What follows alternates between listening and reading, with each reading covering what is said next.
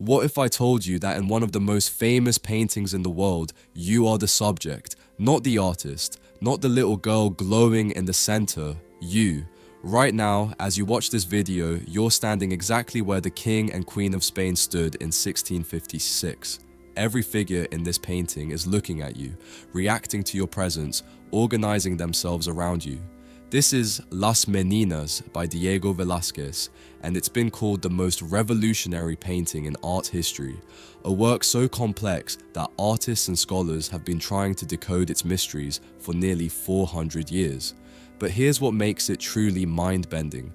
The artist painted himself, painting this very painting while looking at you. Let's unravel this masterpiece and discover why even Pablo Picasso became so obsessed with it that he created 58 variations trying to understand its secrets. Las Meninas, which translates to the Ladies in Waiting, was painted in 1656 by Diego Velázquez, court painter to King Philip IV of Spain. By this time, Velázquez had served the Spanish royal family for over 3 decades, documenting their lives, their power, and their carefully constructed image. This painting represents the culmination of his artistic mastery, a work so sophisticated that it continues to challenge our understanding of what a painting can be. The scene takes place in the artist's studio inside the Alcazar Palace in Madrid. At first glance, it appears to be a spontaneous moment, frozen in time, as if we've just walked in on a casual gathering. But nothing here is casual. Every element has been carefully orchestrated to create an elaborate puzzle that invites us to question what we're actually seeing.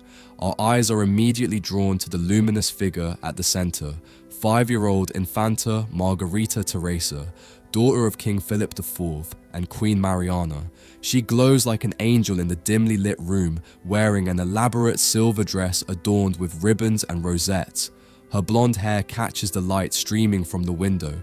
Her head turns slightly toward that light source, yet her gaze directs itself outward, toward us, with a confidence and awareness that seems far beyond her young years. Velázquez possessed an almost magical ability to capture his subjects with incredible realism using surprisingly abstract and loose brushwork. Up close, his technique appears to be nothing more than quick, confident strokes of paint. But step back, and those abstract marks transform into luminous fabric, realistic skin tones, and lifelike expressions. This revolutionary approach would later inspire the Impressionists, with Claude Monet famously referring to Velázquez as the painter of painters. Flanking young Margarita on either side are her ladies in waiting, her Meninas. The woman to our left curtsies respectfully, while the one to our right kneels to offer the princess a distinctive red clay cup called a bucaro. These vessels were infused with aromatic spices and held a darker purpose beyond mere drinking. Women of the Spanish court were known to bite off small pieces of the clay and consume them, believing this practice would lighten their skin, a dangerous beauty standard that sometimes led to serious health problems. We can't know for certain if Margarita participated in this practice, but she was indeed noted for her exceptionally fair complexion. To the right side of the composition stand 2 dwarfs who served the royal court. The woman, Maria Barbola, stares directly outward with an unnervingly blank expression. Beside her, Nicolasito Pertusato playfully attempts to wake a massive sleeping mastiff with his foot. Behind them, partially obscured in shadow, a nun converses with an unidentified guard. On the far wall, an open doorway frames the backlit silhouette of a man pausing on a flight of stairs. This is Don José Nieto Velázquez, the Queen's Chamberlain and possibly a relative of the artist. His ambiguous positioning raises questions. Is he arriving or departing? Is he about to enter the scene or leave it? This uncertainty adds to the painting's mysterious transitional quality. But the most enigmatic element hangs on that same back wall, a mirror reflecting 2 hazy figures staring back at us. These figures are King Philip IV and Queen Mariana of Austria, and they represent you, the viewer. Because in this painting's complex reality, you occupy the position where the royal couple stands as they pose for their portrait. And that brings us to the figure on the left side of the canvas, Diego Velázquez himself, holding palette and brushes, standing beside an enormous canvas that we can only see from behind. He appears to have paused mid-work, gazing outward, at you, at the royal couple, with brush raised as if about to add the next stroke. So what is he painting? The traditional interpretation held that Velázquez was painting a portrait of the king and queen, and that Margarita and her entourage had entered the studio to entertain her parents during this session. But here's where things become truly fascinating. Velázquez never created any portrait of King Philip and Queen Mariana that matches what we see reflected in that mirror. Moreover, the canvas visible in the painting is enormous, far larger than a typical royal portrait, and, significantly, exactly the same dimensions as Las Meninas itself. This has led many art historians to propose a mind-bending alternative interpretation. Velázquez is painting Las Meninas. He painted himself in the act of painting the very painting we're looking at. He captured the moment of creation itself. Look closely at the palette in his hand. The colors visible there correspond precisely to the colors used throughout Las Meninas. This self-referential loop creates a paradox that has fascinated viewers for centuries. It's like looking at a photograph of someone taking the photograph you're looking at, except this was painted in 1656, over 150 years before photography was invented. But Velázquez embedded even deeper meaning into this work. Notice the red cross emblazoned on his chest, the symbol of the Order of Santiago, Spain's most prestigious knighthood. Here's the remarkable thing. Velázquez wasn't awarded this honor until 3 years after Las Meninas was completed. So how could he have painted it on himself in 1656? He didn't. It's believed that King Philip IV, devastated by Velázquez's death in 1660, ordered the symbol added to the painting posthumously as a final honor to his beloved court painter. This detail transforms the painting into something more than just art. It becomes a memorial, a testament to the king's genuine affection for the artist. Velázquez also filled this work with subtle assertions about the status of painting itself. On the back wall hang two large paintings, copies of works by Peter Paul Rubens, the renowned Flemish master whom Velázquez deeply admired. These particular paintings depict scenes from Ovid's Metamorphoses, showing mortals challenging gods in artistic contests. By including these works, Velázquez draws a deliberate connection between himself and Rubens, suggesting he has reached the pinnacle of European artistic achievement. Furthermore, by incorporating that mirror into his composition, Velázquez pays homage to another artistic genius, Jan van Eyck, and his revolutionary Arnolfini portrait, painted over 200 years earlier. Van Eyck's painting also features a convex mirror reflecting figures who stand where the viewer must be standing.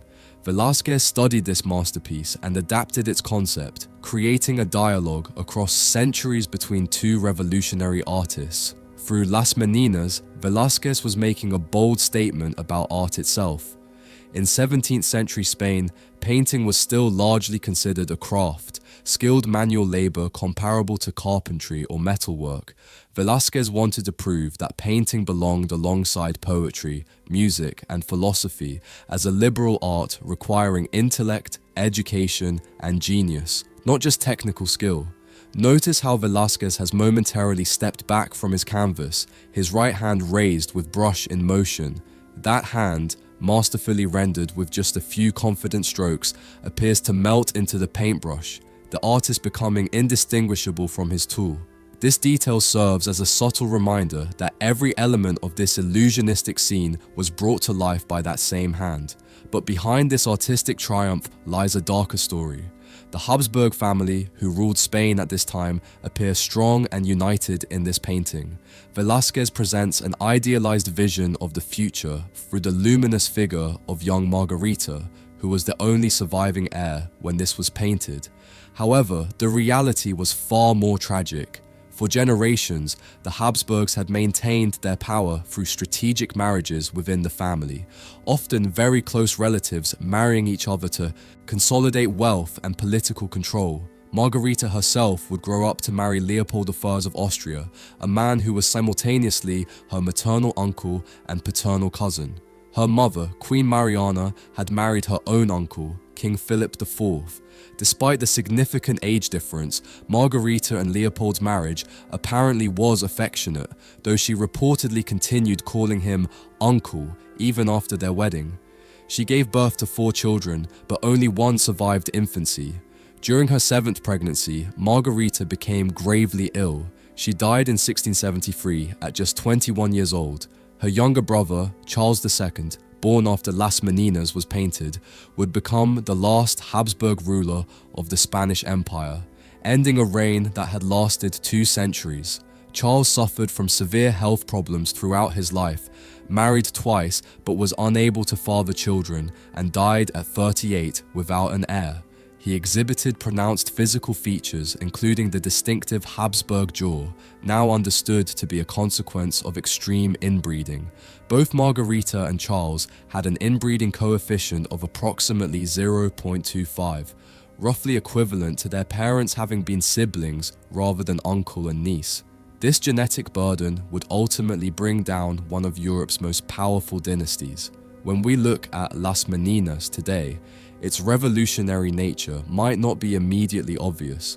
We live in a world saturated with cameras, selfies, and complex visual media. We intuitively understand the difference between being behind the camera and in front of it.